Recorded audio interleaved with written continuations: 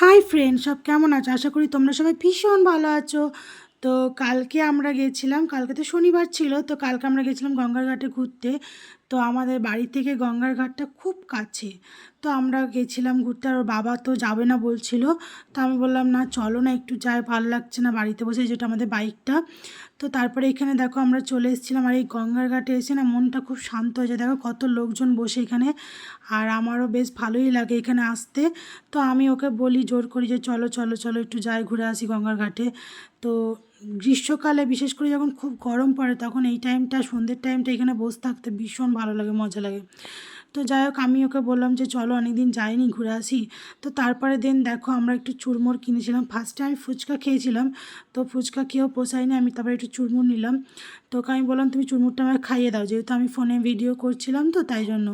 তো দেখো ও একটু আমাকে চুরমুরটা খাইয়ে দিল, আর এদিকে দেখো ডোডো বসে আছে। ডোডোকে বললাম চুরমুর খাবি, ও বলছে না আমি খাবো না। তো যাই হোক, খুব সুন্দর লাগছিলো, সন্ধেও হয়ে যাচ্ছিলো। যদি এই ভিডিওটা ভালো লাগে অবশ্যই লাইক করে কমেন্ট করে, চলো টাটা, বাই।